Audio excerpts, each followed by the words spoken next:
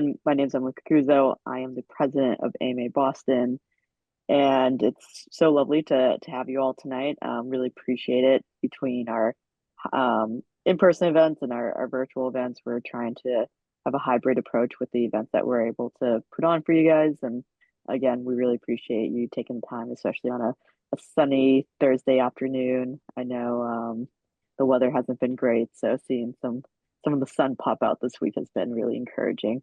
But a quick thing about AMA Boston, we're a marketing association based out of the New England area. So we try to service not only the Boston area, but central Massachusetts, a little bit of Western Mass. We go up north sometimes, New Hampshire and Maine, and then we actually are having an event in Rhode Island in May on May 8th. So if you're around that area, feel free to join us there. Otherwise, you can see our events either on Eventbrite, which is where you signed up, or on our website. We keep that very active and consistent. And if you want to get direct notifications about events happening right away, feel free to follow us on Eventbrite. But if you have any questions, feel free to reach out. We have a ton of events in May, and we have a really cool lineup in June.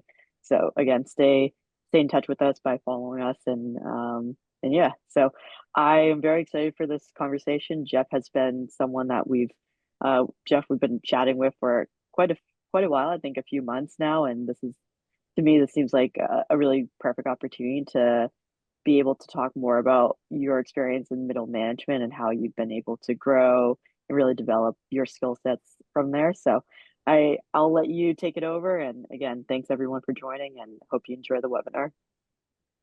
Awesome. Well, thank you, Emily, and thanks for everyone for joining. It's a small, cozy group, which is great. We can have a good conversation.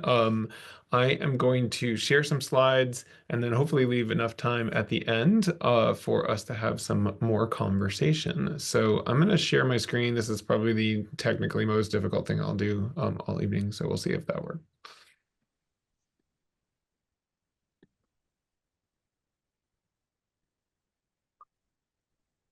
All right. So, my presentation today is called Right in the Middle, Mastering the Roles of the Middle Manager. But before I really dive in, a really quick page about me. I always tell people that this is my bio sheet. So I started out my marketing career working at Nabisco as an associate brand manager on Ritz crackers and Oreo cookies. Then I worked at the Hershey Company, where my kid's favorite title that I've ever had was the director of Twizzlers and Jolly Ranchers. I worked as the vice president of marketing planning at the parent company of Stop and Shop, which is called Ahold, and then I was the head of marketing and among other things at Cracker Barrel, the restaurant company, not the cheese. I feel like in Boston, I always have to let people know they're not talking about Cracker Barrel, the cheese, because we just don't have that many Cracker Barrels around here.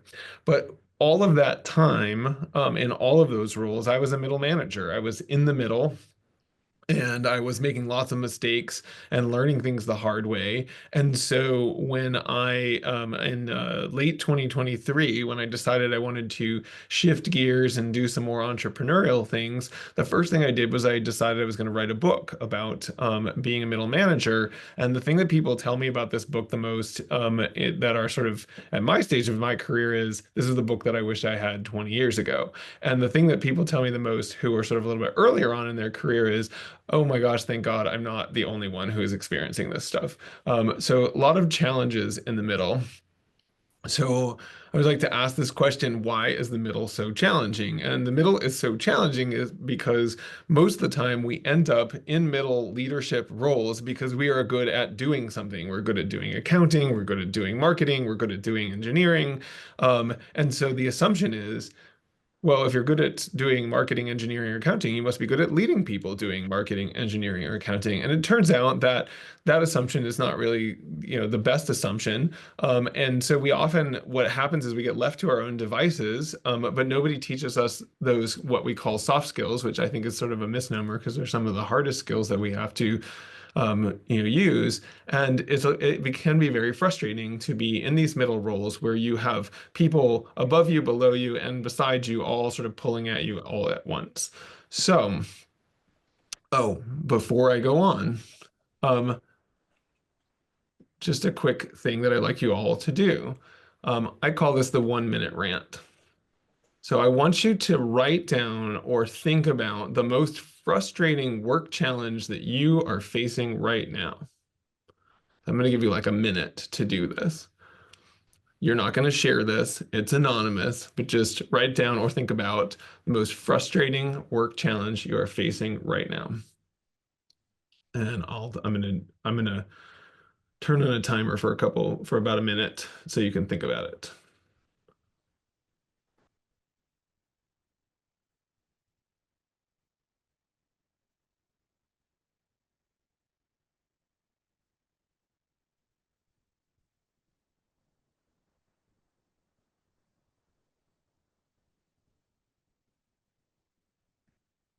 All right, a minute turns out to be an extremely long period of time, so we'll call that about a minute. And in this day and age, a minute is a long period of time.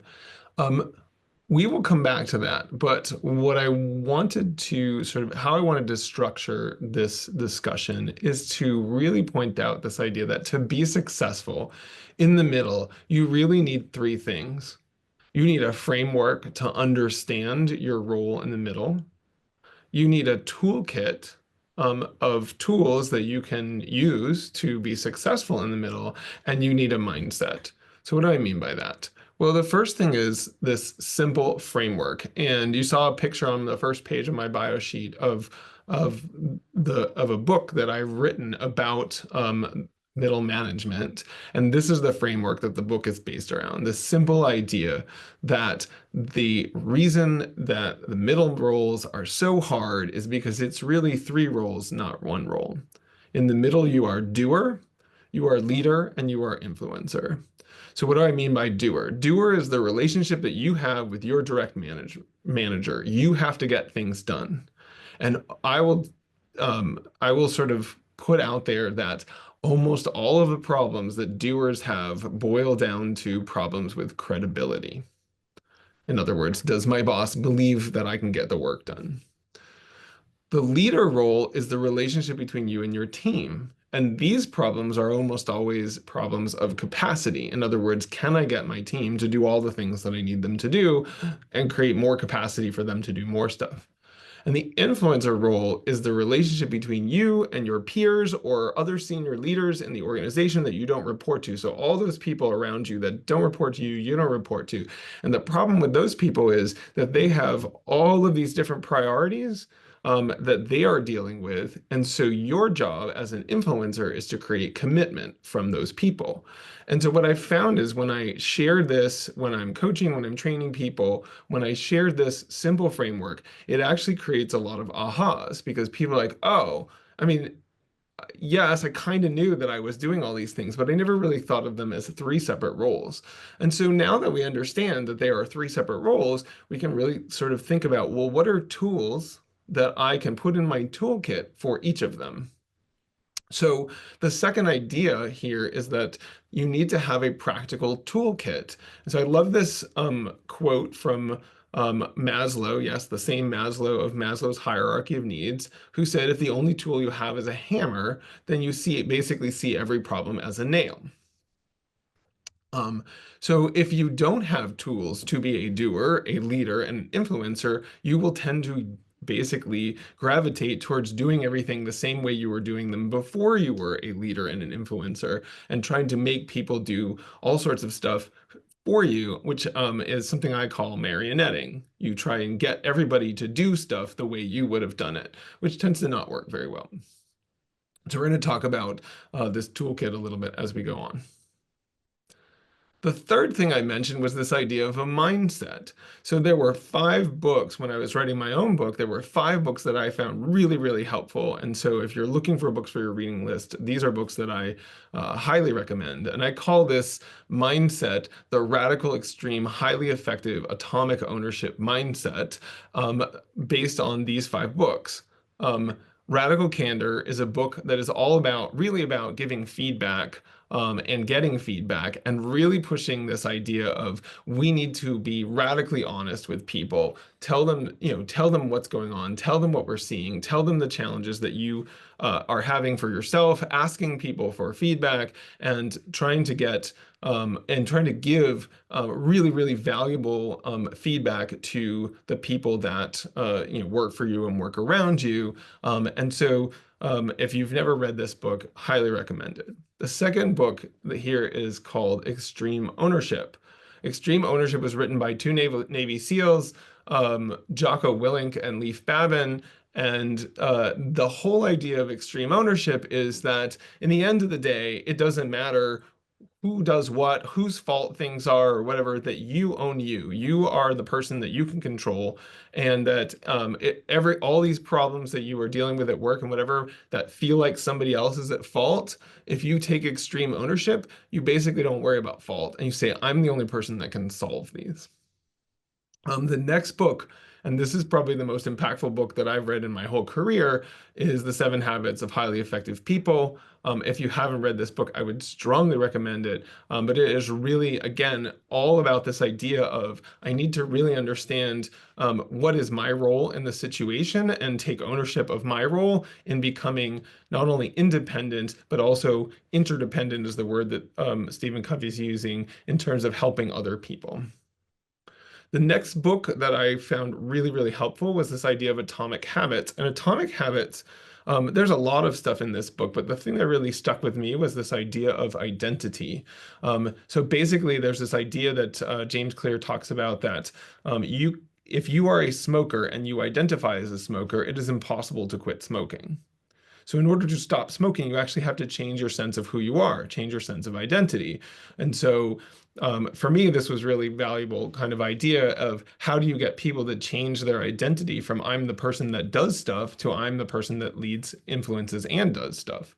And then the last of the books here is this idea of mindset. And so I don't know if everybody's come across this idea. I'm sure you've heard of this idea of fixed versus growth mindset, but Carol Dweck's book of mindset is all about this idea that if you have this mindset that you must succeed and that you can never fail, you will actually not really learn. That we really learn from being willing to and open to this idea that I don't know how to do all this stuff and I'm going to get it wrong, but as I get it wrong, I will grow and learn and become better. And so all of these books together really tell this story of a sort of personal leadership that as a middle manager or anyone in an organization, you own you. You are responsible for the outcomes of your work. And even when things feel like they are out of your control, you still have control if you take this sort of radical, extreme, highly effective atomic ownership mindset. There are things that you can control. And if you focus on those, you can often change the situation. So let's see, sorry, my technology. So I thought I would illustrate this with an example. So can I rant for a minute to all of you? So this is my boss, George. George is a larger than life character. He wears a fedora hat every day to work, three-piece suit.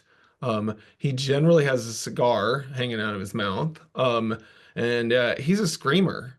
In fact, the other day in the office, George was screaming. Our office is sort of a small office, and he's got a sort of a closed-in room at the one end of the office, and Kathy, our admin, sits on the other end of the office. And George does not know how to use, the phone very well or whatever. And so he screams across the office, and he says, "This is a Friday night," and he's yelling, "Kathy, that's the admin. Kathy, you need to get the Norwegian embassy on the phone right now because we need to do 20 Norwegian focus groups by Monday." So this is a Friday night. It's 5 p.m. I think importantly, that in Norway it was probably midnight already. None of this was going to happen. And he's screaming, and he's got this guy, one of our associates who's based in Sweden, on the phone, and he's yelling and being like, "You got to get these focus groups going," or whatever. And so I'm sitting there as this brand, I just started working at this place, and I'm sitting here going, "Oh my gosh, this is my crazy boss. He's going to be screaming that this at me someday." And I'm like, I'm in a sort of sense of panic, right? And so I left the office and feeling really like sick to my stomach, whatever. And I go back the next day thinking, "Oh my gosh, when is it going to be my turn?" So so today I show up in the office and it was my turn, and he's yelling at me and he's going, "How did you let me offer our client's daughter an internship in the office next summer?" And I'm sitting there like, "I don't even know what you're talking about." And he's yelling at me and whatever. And so this guy's just sort of unhinged from my perspective or whatever. Um, and later in the day, I'm working on a document, and he basically gives it back to me and basically didn't look at any of my work. All he did was he's put an Oxford, I don't know if everybody knows what an Oxford comma is, but he's putting Oxford commas into this document that I've written every place because I learned not to put extra commas in, and he's basically saying, "You did this wrong," whatever. And I am freaking out. So my question for you is, actually, I have three questions for you. The first question is, what should I do? The second question is, what kind of problem do I have? And the third question is, who is the hero of this story? So I'm going to actually start with that last question first. Everyone is the hero of their own story. So it depends on whether you're talking to me or you're talking to George. So what is George's perspective on this situation? George's perspective is he's looking at me and being like, I and all the other people in the office going, listen, this is a small consulting shop that I work at. He's looking at me and he's going, "I'm the only one that knows anything around here. Everyone is always complaining and pushing back on me. The work still needs to get done, so I have to do everything. I am completely overwhelmed. And training these new people like Jeff sucks up all my time, and then they leave." That's what George is thinking, right? So my question to you all is, what kind of problem do I have? So what I often get when I tell this story is that people say, "Jeff, you have a leader problem," because your leader is, sort of this unhinged guy he's micromanaging you, he's angry, he's yelling, whatever. You have a leader problem. But I would actually say that if you really take that radical, extreme, highly effective, atomic ownership mindset, and you look at this framework here, you would say, I actually don't have a leader problem. What I have is a doer problem. In other words, my problem is a problem between me and my manager. And it is a problem of credibility. My boss does not believe that I am going to get the work done at the level that he wants it to be done. It's not going to be done the right way. I don't understand things. I am missing knowledge. I don't know all this stuff. He basically is all that anxiety that he's throwing at me, that all this screaming, all this yelling, all this stuff is because he doesn't believe that he doesn't trust me. Now, by the way, just because he doesn't trust me doesn't mean that I am not trustworthy. I may be perfectly trustworthy, but what I haven't done is I haven't built credibility. I've not demonstrated to him because I've just been working for a couple weeks in this job.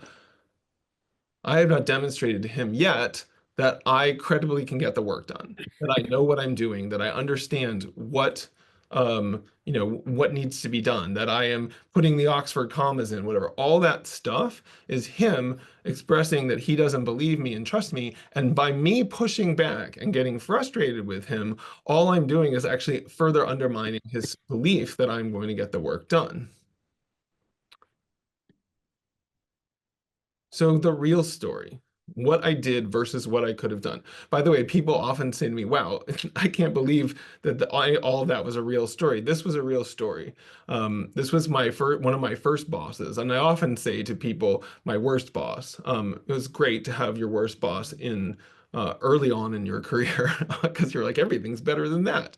But what I will tell you is the real story is what I did was that I quit. Now, what's interesting is this guy was the brother of probably the most famous marketing professor in the world at the time that I worked for this guy. And I probably would have, if I hadn't quit, I probably would have gotten to meet this super famous marketing professor. I would have learned all this stuff and whatever, but I was so panicked about this guy's, getting frustrated and whatever and all his anxiety that I quit. Now, I'm not saying that you should always stick around with a toxic boss, but what I am saying is that I could have done something different. And what I could have done differently was I could have built up my credibility. I could have been like, okay, you want Oxford commas? Does it really matter? Fine, I'm going to put the Oxford commas in.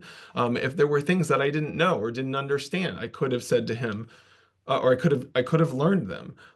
If I had wanted to really get this guy to feel like I knew what I was doing, I could have asked him and say, "Hey, I noticed that every time I write a report, you make all these corrections. It's important to me to do this well.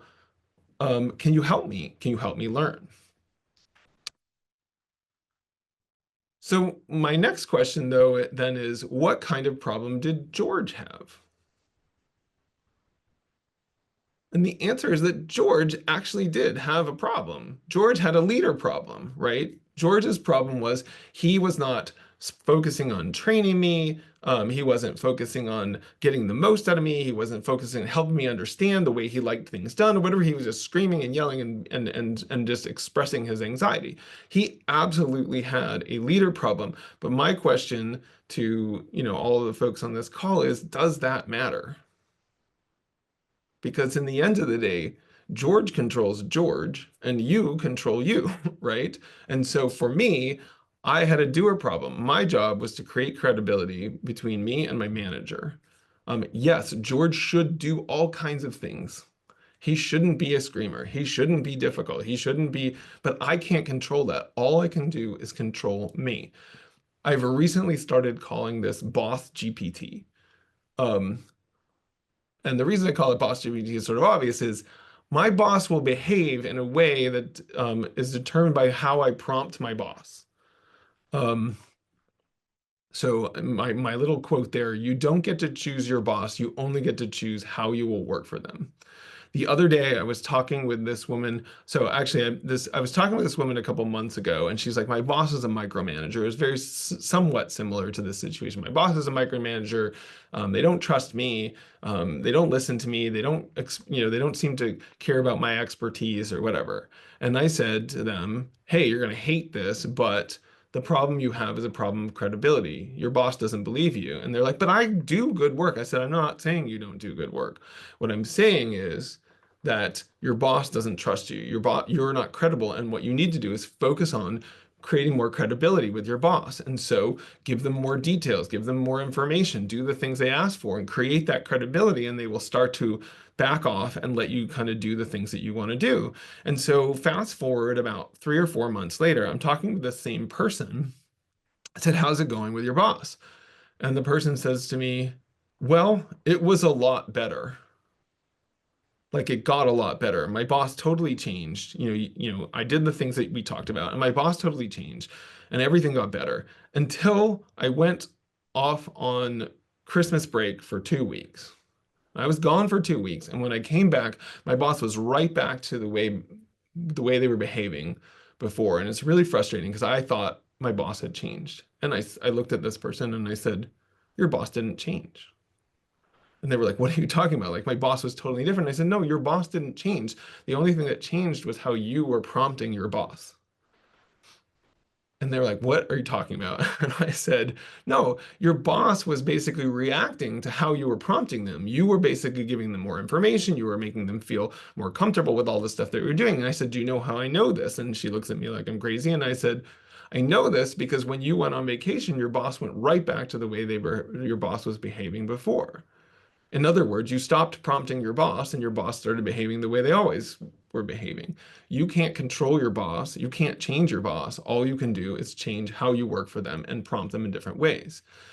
By the way, I am fully aware that this idea can be very frustrating to people because like, wait a second, you're saying that my boss doesn't have any responsibility for this? No, I'm not saying that. I'm saying that your boss may have all kinds of responsibility for it, but you are the only one that you can control. And so you're the one that you can change. And this, by the way, I believe is sort of the key to how you become successful in the middle role, whether it's dealing with your boss GPT, or with your team, team GPT, or the people that you work with, your peers, let's call that colleague GPT, whatever it is you want to call it. All you can do is control how you are prompting these people. So I want to go back for a second to you all wrote down on earlier or thought of, I called it a 1-minute rant, right? You wrote down the most frustrating problem you were dealing with at work. And so the question that I have for you about this problem, we're not going to share this, is the first question I want you to think about is, what is your problem, right? That's what you wrote down. The second question I want you to think about is, what is your role in that problem? Are you a doer, a leader, or an influencer? The next question I want to ask you is, well, actually, so what is your role? What kind of problem do you have? So if you're a doer, the problem would be a problem of credibility. If you're a leader, the problem would be a problem of capacity. In other words, can I get the most out of my team? And if you're an influencer, it's commitment. And the last question, or the second to last question here is, and what are you going to do about it? What are you, and that's why it's the you is highlighted there. What are you going to do about it? Not what is everybody else going to do it, but what are you going to do about it? And my last question for you then is, are you committed to doing that? And I believe this is a key to being really, really successful at any level of your job, but especially in the middle when you have all these people with different priorities.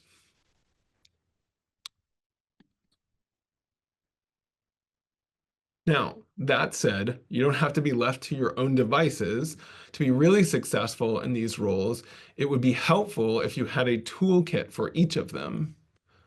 Again, doer, leader, and influencer. And so if you were to get my book, you would get a sort of much more detail than I'm going to be able to go into right now for each of these roles. So as I mentioned before, the role of the doer is to create credibility. How do I get my boss to believe that I know what I'm doing and to trust me? And so um, in my book, what you'll see is I talk about this idea of getting into the details. I need to really understand my stuff. Having a can-do attitude. I'm going to figure out a way to get the things done. Finding a better way.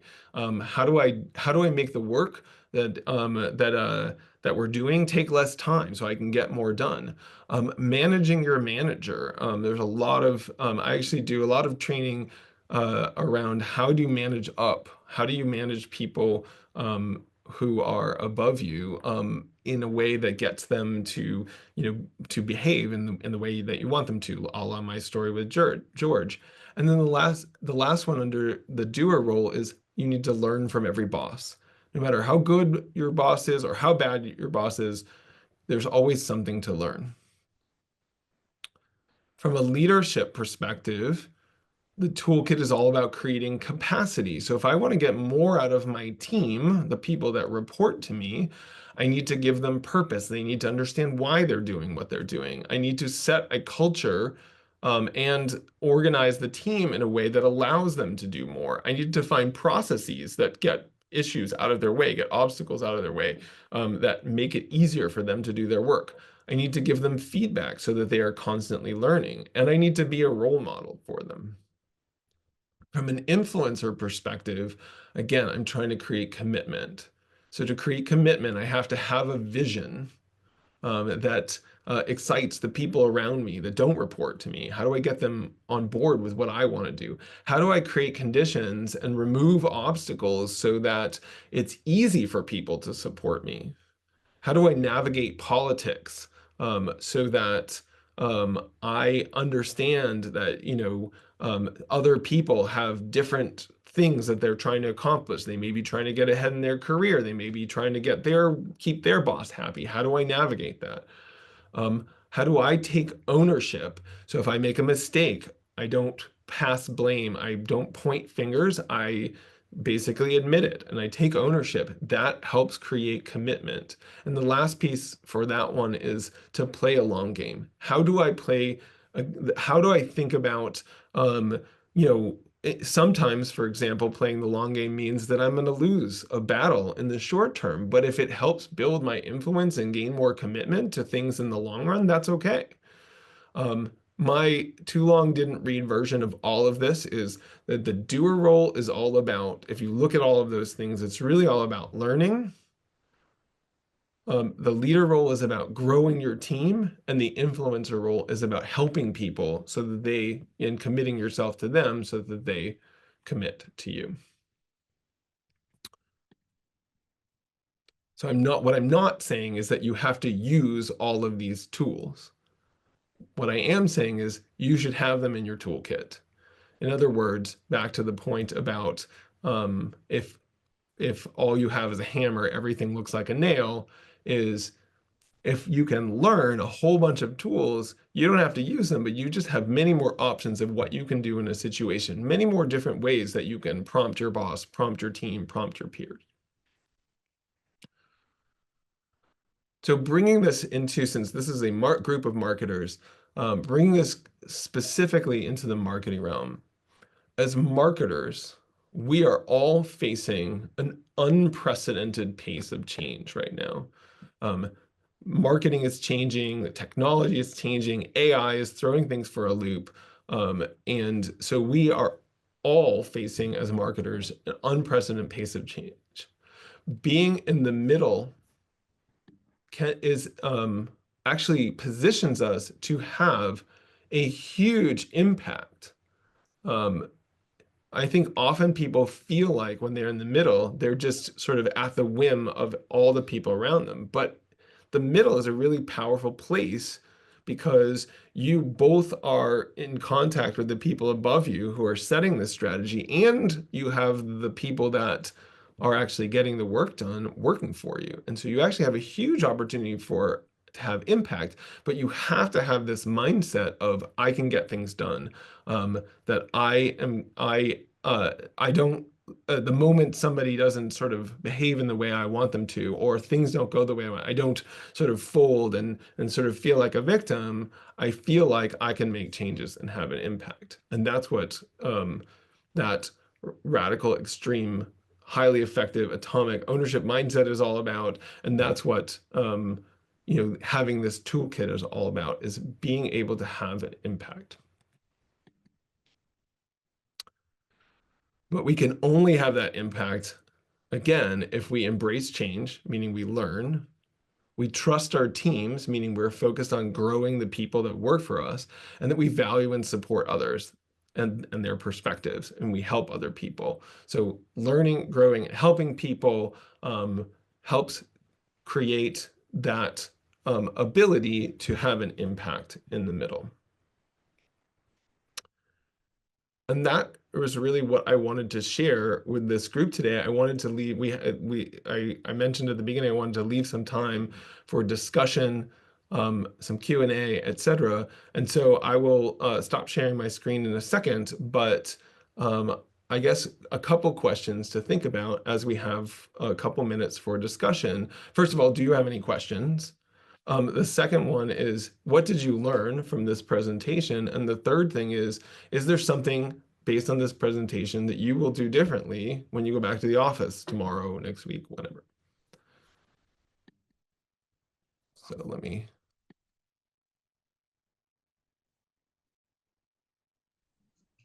Thoughts?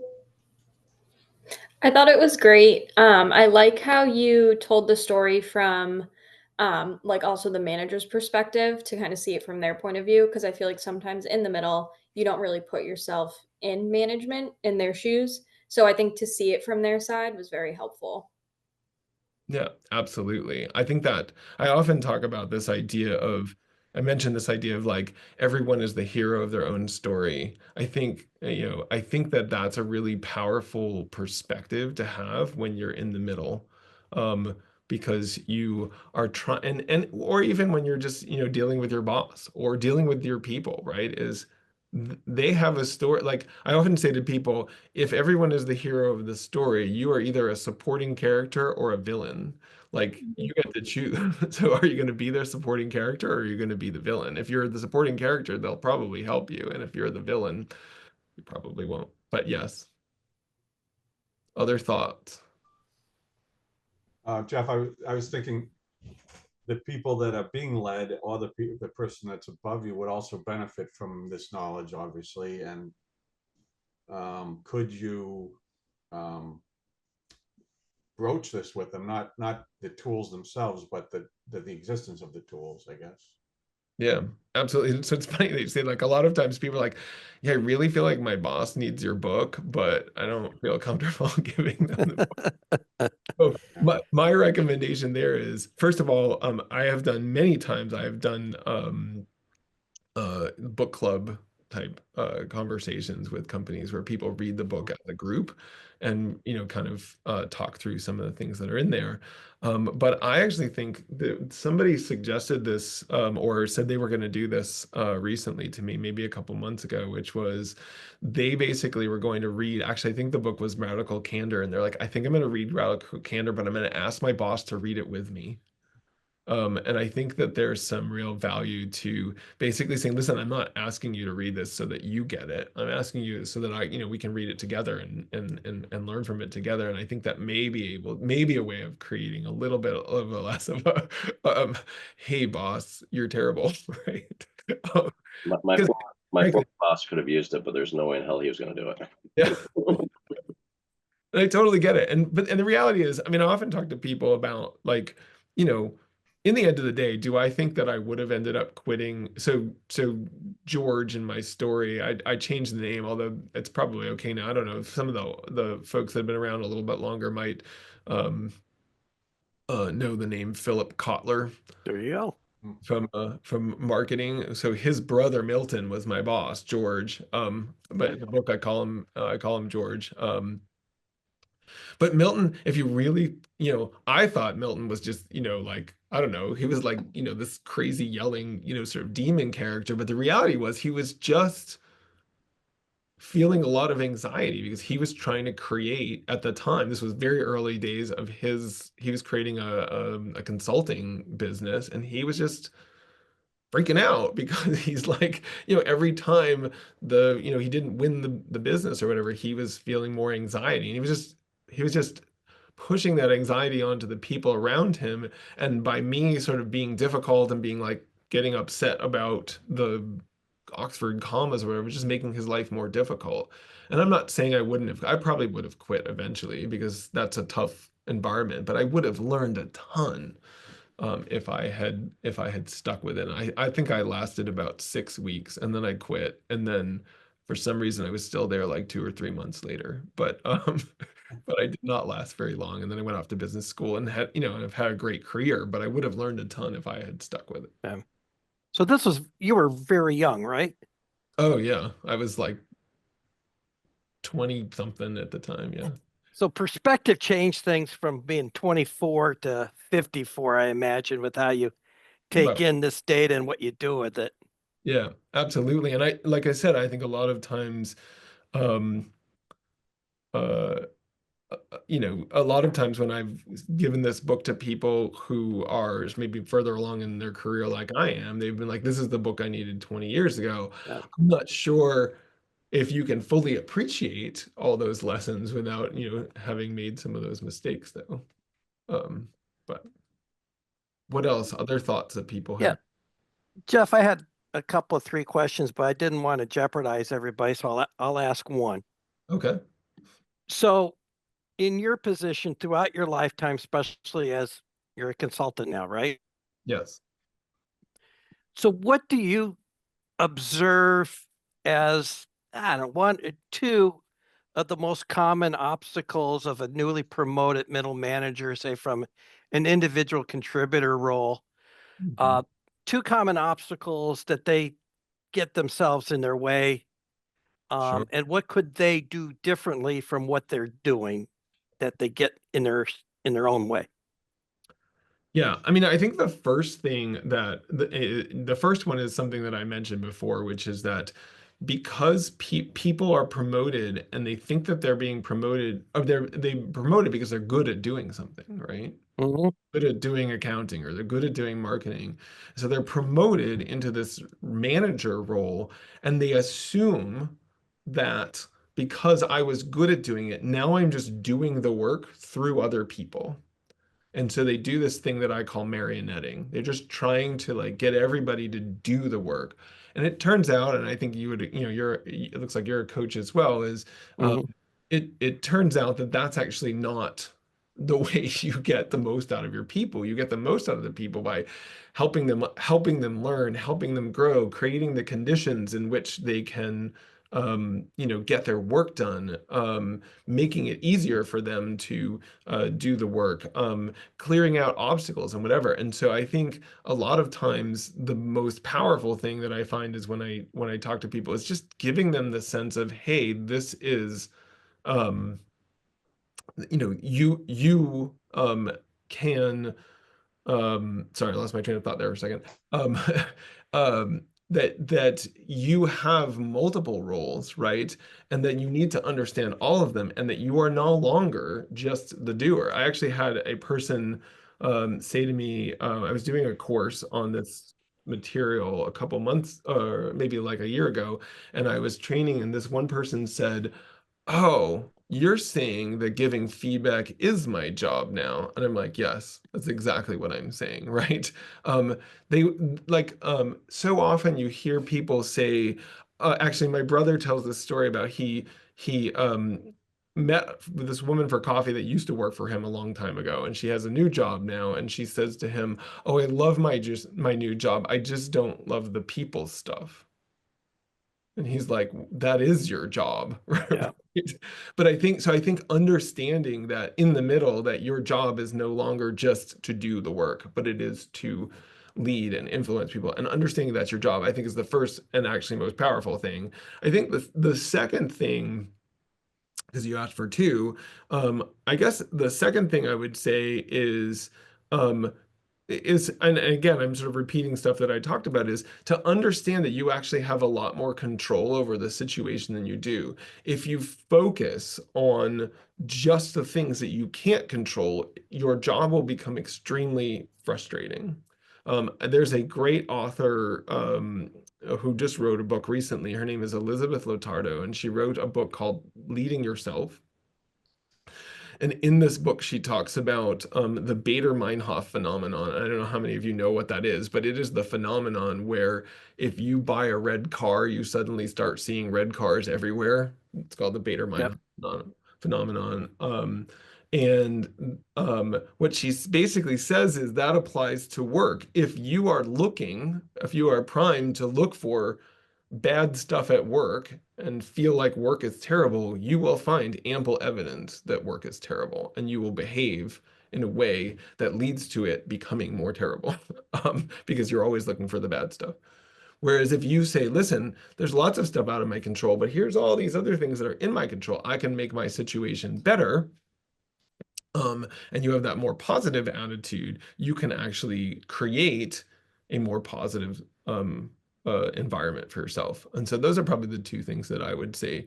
If you can understand that you have multiple roles, number one, and number two is that you understand that you have more control than you think you do.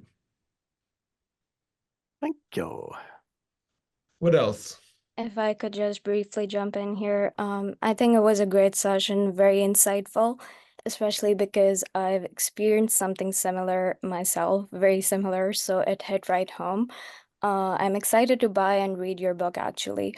You mentioned prompting your boss in a different way, and I was wondering whether you could perhaps provide like specifics of what that could look like, because it's very interesting to me. Essentially, you're talking about reframing the narrative almost, right? And how it can make all the difference.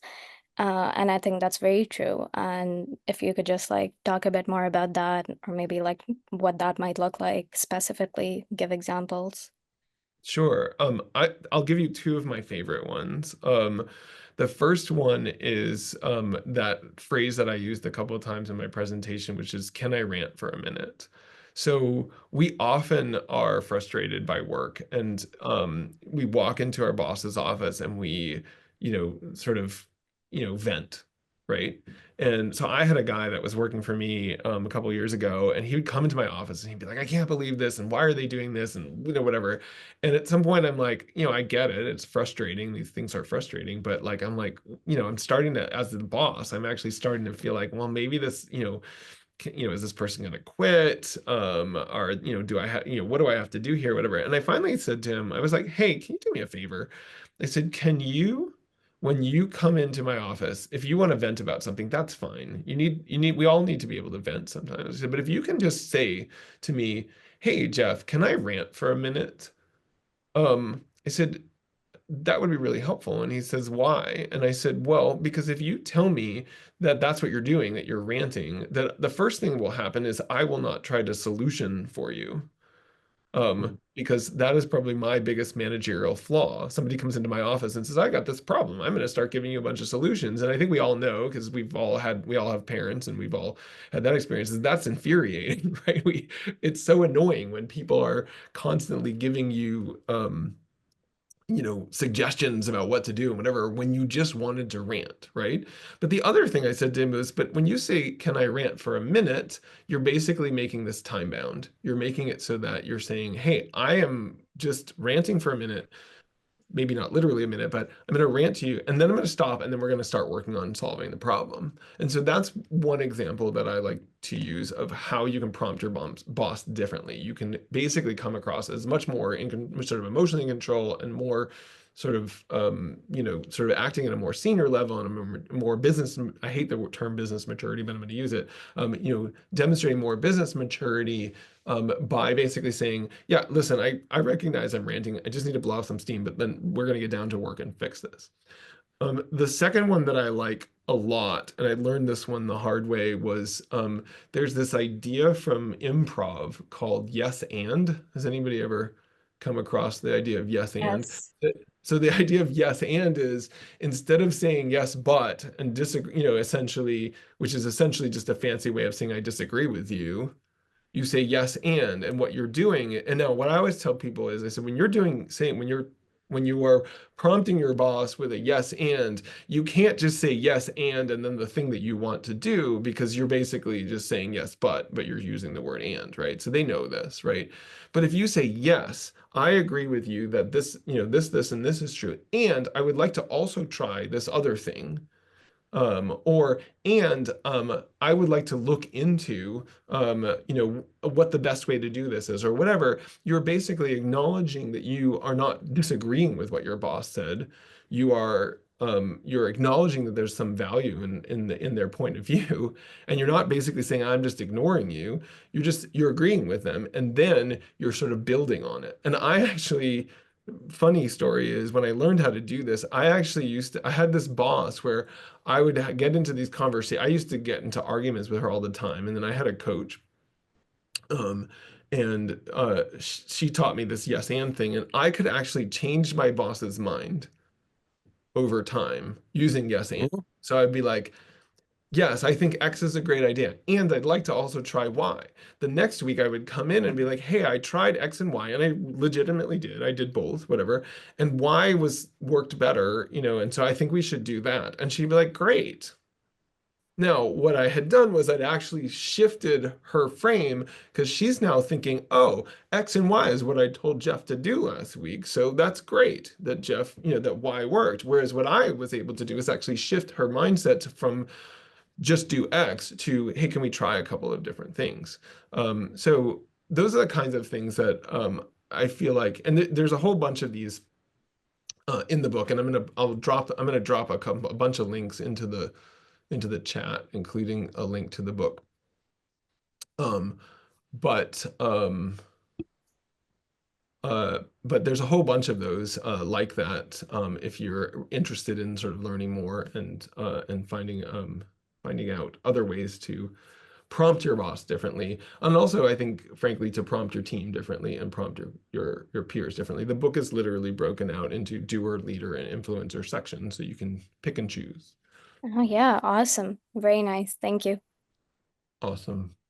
Well, I don't feel quite as manipulative as I once did. I had learned, on my own, I had a tremendously difficult boss. I had to do everything her Mhm. way, and I learned that whatever she said, I said yes automatically.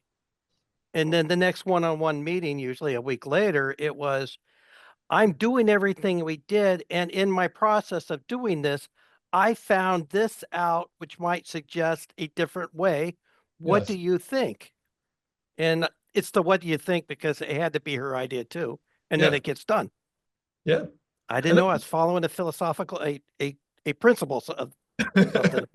I think that's right. I mean, it's like we think of it as manipulative, but it's not really manipulative. I mean, you're just trying to sort of manage the fact that this is a different, like another human being. And by the way, actually, it's interesting because um, I often run into people who have micromanaging bosses. It's probably the most common problem that I hear about, and I always ask them, "Why does your boss micromanage?" And the answer, I believe, is they micromanage because they are insecure, right? And They are worried about how their work is going to look to their boss. That's why they are micromanaging you because they're worried. And so your job is to figure out how to kind of manage. I know it sort of sounds annoying, but like, how do I manage my boss's anxiety? Is actually the way to get and so that's what you were doing, right? Your boss said do this, and you're like, yeah, I'm gonna go off and do it. I'm gonna come back and tell you, hey, I looked at this, and here's what I discovered, and they're not going to they're not stupid. Like they're going to be like, oh yeah, that's a good idea, let's do that. Or like you did, like convince them that it was their idea. Actually, one of the other prompts that I often talk about is that people love is people often don't realize that you can say to your boss, can I get back to you on that? Like you don't have to necessarily answer the question in the moment when your boss asks it to you. So it's another way of sort of saying, "Hey, can I buy my like I'm not doing it. I just, can I get back to you on that? I don't know the answer and I would really like to spend the time to dig into it, right? But you're demonstrating that you are willing to learn, that you're curious, that you're interested, that you're not just being like, yeah, that's stupid. You're not rolling your eyes is probably one of the worst things you can do to somebody because essentially what you're saying is everything you just said to me is worthless. You don't want to do that with your boss. And again, to John, to your point, like whether that's manipulative or not, it's just sort of human nature, right? Like we're just trying to deal with human nature. Other thoughts or questions? So so we've got 3 minutes. Maybe we go, there's not that many of us here, like quick around the group. Like what's one thing based on this that you're going to do differently? I don't know. I see Kelsey, you're the first person that I see, so. Yeah, I would say using the toolkit. I think that's very helpful. So next time, like a problem arises or I realize I'm struggling with something, I think just using that to look at the problem, I think will be helpful. Awesome. Some of you, I don't know if you are in middle roles or whatever, but Paul, any thoughts on things that you would do differently? I don't know. The yes stand, actually, I think Emily and I talked about that yesterday, the day before, whatever. And I really believe in that approach, except I don't think I activate it as much as I believe it. So I got to remember, that's the first thing to say, not Yeah. yes, but, or Exactly. no, but. Anam, any thoughts? Yes, I definitely agree with what Kelsey said about the toolkit. I think what you said about the doer problem, that was very interesting to me. I also realized that all the prompt examples you shared, my boss used on me. So I'm just sitting here trying to make sense of that because I was supposed to use them, but like yes, and like all of it were being used on me. So that's just funny, yeah. Interesting. Yeah. Who's manipulating who? Yeah, Stephen, I know you're like me, a solopreneur, but you also have a boss, so, and your other job, so. Yeah, I know, that's going to be an interesting one as that role develops, I think, right? And certainly I've had plenty of roles where I was in middle management. So no, definitely it resonates, and I'll be revisiting it once things change a little bit. Yeah. Meryl, I don't know if you're, yeah, there you are. Yes, I'm here. Yeah, I found all of the concepts really clear and interesting and well laid out. One thing that struck me as a self-employed person, as a sole proprietor, that I can use these myself because I'm often going into the middle of a company and have people above and below that I'm working with. So I think it can be applied for self-employed also. Awesome. John? Yeah, Jeff, even though I'm a career coach and got my own business, I'm not in the same pond as you are, more on the career side rather than a leadership coach. And with that said, I work with a lot of MBA students, and a lot of them in professional, working professional, have jobs at the same time. And I have a lot of clients who are doing that transition from individual contributor, going to business school, learning skills, and because they got an MBA or about to get an MBA, all of a sudden they're magically deemed to be in middle management, and they lack those particular team and soft skills. So what I took away from this, it's some frameworks that were new to me about how I can help them to for self perspective and to self actualize. And I really like that framework with Marion Etting, because I think so many folks said it's all about, I just got to make everybody do what I used to do. Right. And it worked for me back in the old job. So it's got to work for everybody else. And they and the organizations get into trouble when they can't pivot to the leadership and management skill set. Awesome. Love it. And Emily, I guess we'll let you close us out and tell us what you're going to take away and maybe. Yeah. I think one of the bigger takeaways, and I see this a lot wherever I work, especially in my current company, is that I don't I think very much that people are people, and as you said, we shouldn't take on the burdens of someone else's problems. And I know some of my coworkers personally. I know that they also go through some of their own personal challenges, and I think that bleeds into the work environment, the way they kind of pressure and do things. So I often try to remember that I try not to take things personally, and that I can kind of maintain that professional boundary. So I think that resonated quite a lot. So again, thank you, Jeff, and thank you for everyone that came and hung around and asked some really insightful questions. So thank you again. A Thank lot you. of stuff is in the chat, and then, as Paul said, if you could take a quick survey after this, and then we'll be following up with all the information, the recording afterwards. So thanks again, guys. Awesome. Thank you all. Thanks, Jeff. Yeah, thank you. Great night. Thanks, Thank you. Jeff. And it's nice to meet everybody. And nice to meet you all. Thank you all. Yeah, Bye. thank you. Everybody. Bye. I know.